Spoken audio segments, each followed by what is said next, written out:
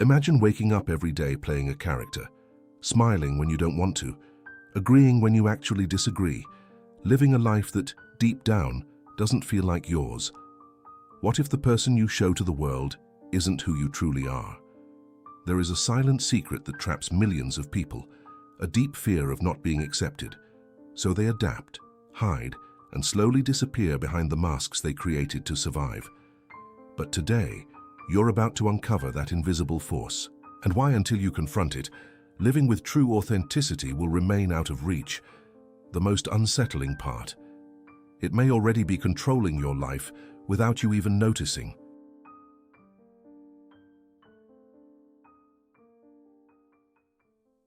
Most people move through life wearing invisible masks, roles they learn to play to be liked, respected, or simply accepted. The devoted professional, the strong one who never breaks, the agreeable friend who never says no. This idea was deeply explored by Carl Jung, who believed that society quietly teaches us which parts of ourselves are acceptable and which must be hidden. At first, the mask feels protective. It helps you belong. But over time, the cost becomes impossible to ignore. A constant background anxiety, as if you're always being watched. A strange emptiness even when everything seems to be going well. And the most dangerous feeling of all, living without a clear sense of purpose, because the life you're building may not even be yours. The tragedy is that many people never realize what's happening. They don't know the exhaustion they feel comes from performing a version of themselves instead of actually living. To understand why so many people feel disconnected from themselves, you first need to recognize a powerful psychological split described by Carl Jung. He called one side the persona, the version of you carefully designed for the outside world. It's the employee who pretends to love a job they secretly hate, the friend who laughs at jokes that feel uncomfortable, the person who says, "I'm fine," while silently falling apart. The persona isn't evil. It helps you function in society. But there is another side. Jung called it the shadow, the hidden parts of your personality you were taught to suppress, your anger, your ambition, your sensitivity, your unconventional desires, everything that once made others raise an eyebrow. So you learn to lock it away. And here's the tension most people live with. The stronger the persona becomes, the deeper the shadow is buried. You see it in the perfectionist, who is terrified of being exposed as not enough. In the people-pleaser who secretly resents everyone.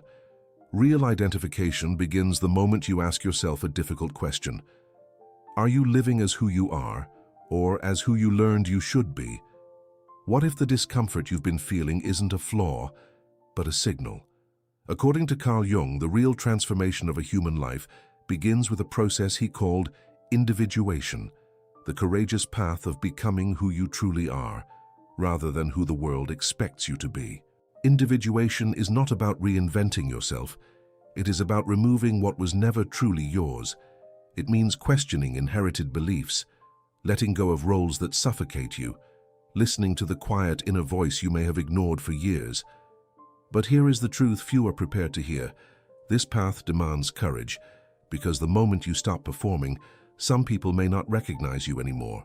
Others may resist your change, not because you are wrong, but because your authenticity forces them to confront their own masks. And even harder than facing the world is facing yourself. Individuation requires an honest internal confrontation, acknowledging desires you denied, emotions you buried, and potentials you were once too afraid to explore. Yet on the other side of that confrontation lies something rare. A life that finally feels like it belongs to you. If becoming your true self is so liberating, why do so many people avoid it? The answer begins earlier than most realize. From childhood, you are subtly trained to seek approval. Praise teaches you what to repeat. Criticism teaches you what to hide. Over time, belonging becomes emotionally linked to obedience, and rejection starts to feel like a threat to survival. This is why authenticity can feel dangerous. Early ideas from Sigmund Freud helped shape our understanding of the unconscious, the hidden mental forces influencing behavior without our awareness. But it was Carl Jung who expanded this vision, proposing that much of what we fear confronting is not only repressed, it is unexplored potential, So the fear isn't just about being judged. It is the fear of losing connection, of disappointing expectations, of standing alone. Many prefer the quiet misery of conformity over the uncertainty of self-discovery, because at least the mask feels familiar. But here is the paradox. What you avoid confronting internally will eventually surface as restlessness, chronic dissatisfaction, or the haunting sense that you are living someone else's life. And the longer it is ignored, the louder it becomes. At some point in life, the mask begins to crack. It rarely happens in a dramatic moment. More often it shows up as a quiet discomfort, the growing sense that the life you are living no longer reflects who you are becoming. Many people describe it as an internal misalignment. You achieve what you were supposed to achieve, yet something feels missing. This is the emotional turning point that Carl Jung believed was essential for psychological growth. The moment when continuing to perform becomes more painful than telling the truth to yourself. For some, it arrives as exhaustion. And for many as a persistent question, how much of my life is actually mine? The individuals who find meaning are not the ones who never felt fear. They are the ones who stopped organizing their lives around it.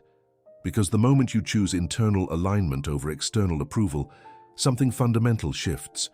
You stop asking, will I be accepted? And start asking, is this honest? That question alone has the power to redirect an entire life. Knowing your true self is powerful, but insight alone does not transform a life. What creates change is deliberate, sustained action. The first step is deeper self-observation. Most behaviors are automatic, shaped by years of conditioning.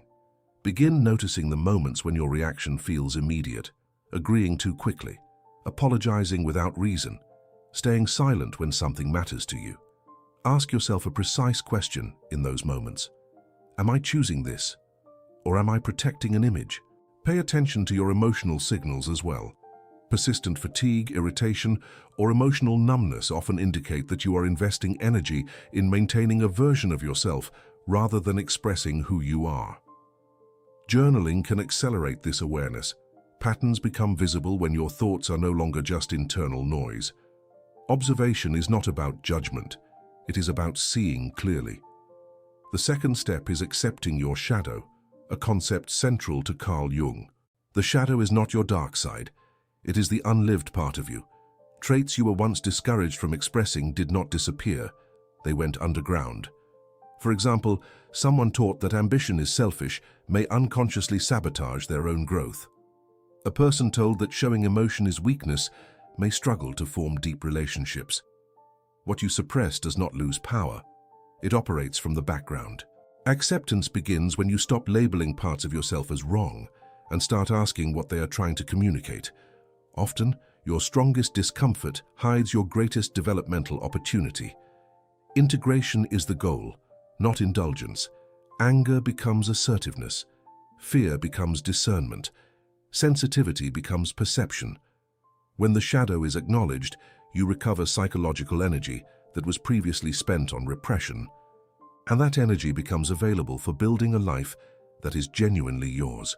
Failure is not the greatest tragedy a person can experience. The real tragedy is moving through life without ever becoming who you were meant to be. Many people spend years chasing approval, stability, or expectations, only to reach a quiet moment and wonder why their achievements feel strangely empty. Not because they failed, but because they succeeded at being someone else. As Carl Jung often suggested through his work, the privilege of a lifetime is becoming who you truly are. Yet that privilege demands honesty, the kind that asks you to release the mask, confront what you have avoided, and step into a life that reflects your inner reality. So here is the question that remains. When you look back at your life one day, will you recognize the person who lived it? Or will you realize you were only playing a role written by someone else? If something in this message resonated with you, pause for a moment and reflect. Where in your life are you choosing acceptance over authenticity? That single question may be the beginning of everything. Before you move on with your day, take a quiet second and ask yourself, what is one part of me I've been hiding that is ready to be lived? If this reflection sparked something inside you, don't let it fade with the next distraction. Write it down. Think about it tonight. Return to it this week. And if you value conversations that challenge the way you see yourself, the kind that push you toward a more intentional, meaningful life, make sure you're here for the next one, because the person you are becoming deserves your full attention.